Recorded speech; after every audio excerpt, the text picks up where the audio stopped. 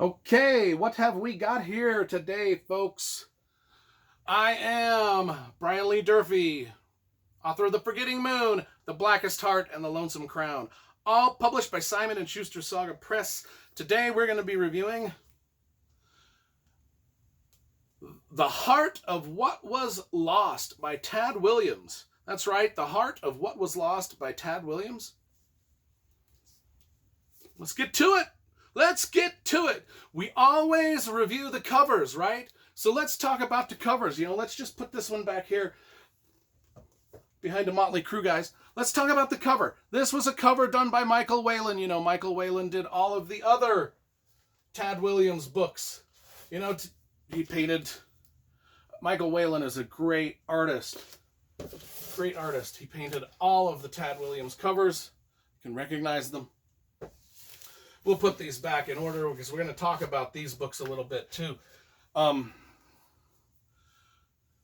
Heart of What Was Lost has this great Michael Whalen, a little simple design by Michael Whalen. Great typeface, this is just a little book. This is just a little novella.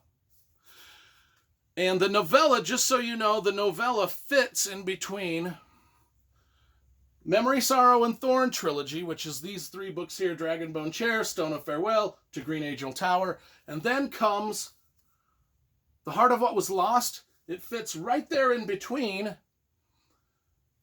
his second trilogy, The Lost King of Ostenard, which comprises The Witchwood Crown, The Empire of Grass, and the forthcoming Navigator's Children. So this is the little novella that bridges the gap between those two trilogies, because there's about a 25-year span between Memory, Sorrow, and Thorn and The Last King of Ostenard, and this little book here bridges that gap, which is super. It's a great little book, because we wonder what happened afterwards.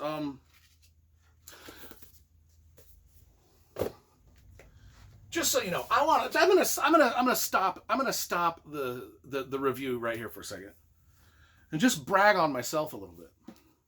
So Tad Williams is one of my good friends, and you know that whenever I get a chance to get my books signed, I always get them signed. So every one of my books is signed by Tad Williams with a very personal message to me. The whole lot of them. And not only that, but my main man, Tad Williams, was nice enough to blurb the cover of my second novel. You can see that where he... I don't know if it's going to go into focus. That's about as focused as it'll get, folks. But you can see there in small video, Tad Williams blurbed The Blackest Heart. Enough about me. I will name drop like a... Just call me Name Drop Durfee. Let's get back to the review of The Heart of What Was Lost. Oh, and then not only that, I'm going to drop a few more names. This book has some great maps. It's got some great maps of the land of Ostenard, all drawn by my good friend Isaac Stewart. Isaac Stewart lives here in Utah near me, and you might recognize his names because Isaac Stewart also does the maps for all of the Brandon Sanderson books.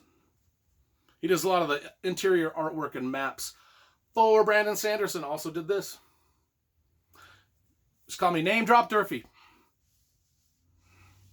All right, let's get into the review of the book itself. Like I said, it's a little novella that bridges the gap between Trilogy 1 and Trilogy 2. And it's got a lot of our characters, not our main characters, some of our side characters from this trilogy and this trilogy are our main focus of this book here. Notably Isgrimnir and Sluttig. The Norsemen, I can't remember what they were. They were the guys from the north. They were the Vikings from the north, right? Well, anyway, at the end of this trilogy, a bit of a spoiler alert for Memory, Sorrow, and Thorn. The good guys win. The bad guys flee to the north. Well, this book is a little novella about how Isgrimnir, Sluttig take the armies and chase the bad guys back into the north, fighting them along the way. And that's pretty much the plot of this story. In this story, though, we are introduced to Porto and Endry, two soldiers in the war against the fleeing bad guys, okay?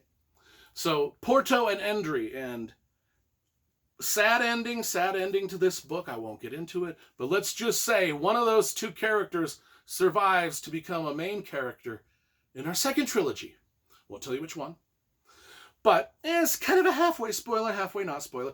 But it's a very touching ending to this book because a lot of the story is around Porto and Endry and how they are still fighting these bad guys that are being chased. And then a part of the story is also told from the bad guy's perspective. And we didn't get the bad guy's perspective in Memory, Sorrow, and Thorn.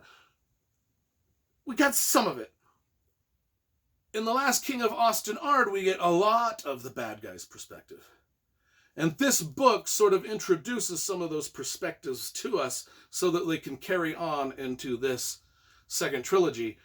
Namely, Vieki,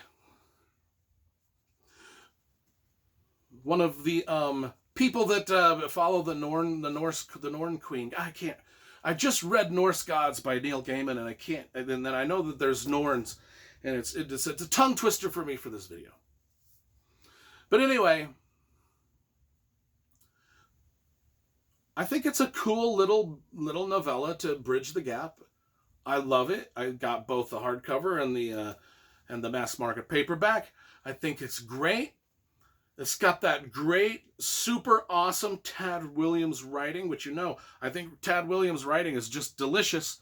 He is the best, he is one of the best, if not the best fantasy writers in the history of the planet and the universe and the galaxy and other galaxies and all the multiverses. He's the best of them. And it's in here. It's all evident in here. Now, one warning to you on this. I would not read this as a standalone. I mean, it's not going to make a hell of a lot of sense to you. I mean, you can give it a go. I'm not telling you it's prohibited. I'm just telling you that you would be better served to read this trilogy first for a couple reasons. A, so you could understand this book, and B, and more importantly, because this trilogy is the best fantasy trilogy out there in the world, and the galaxy, and the universe, and all of the multi-universes. So anyway, that's my review of The Heart of That Which Was Lost. It's a decent title. The Heart of What Was Lost by Tad Williams. A great little novella to bridge the gap between trilogy number 1 and trilogy number 2. Dynamite.